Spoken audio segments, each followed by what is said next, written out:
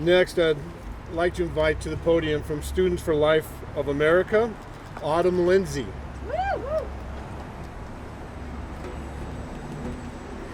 My pro-life journey began when I was 16. Now granted, I'm only 20, so I still have quite a few years to go.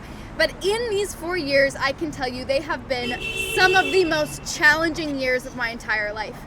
Because as I'm sure we all know, being pro-life is not easy.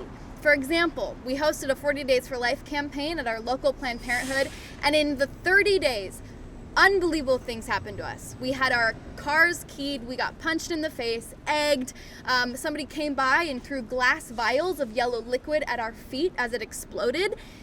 But here's the thing, we aren't in this because it's easy.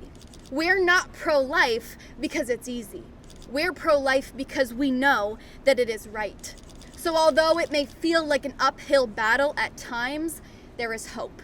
Because what we see is that when people come together, people who care, that's what makes differences. People like the people here today are the ones making a change in this culture. The future is anti-abortion. Why? Because we respect human rights. Because we acknowledge what science tells us about human life. That life begins at conception, and every preborn child is unique human who has never existed before and will never exist again. We will no longer accept empty promises and pretty lies. We know what is right, and we will use our voices to stand up for it. Every single day, day in and day out, the pro-life generation will show up. People ask me why I choose to spend my time in the pro-life movement, because they see how exhausting it is, at times heartbreaking, and I always respond with a question: how could I not?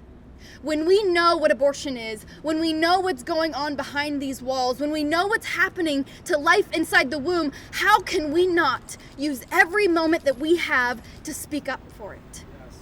We know what is right, and that is what motivates us despite how difficult it is. Today marks 48 years since Roe v. Wade was passed. 62 million children have died since 1973. 62 million that should have had the chance to talk, to laugh, to smile, to walk. People who deserved better. But we must speak up now so that there is not another 62 million. It's time to protect life. It's time to abolish abortion. Thank you.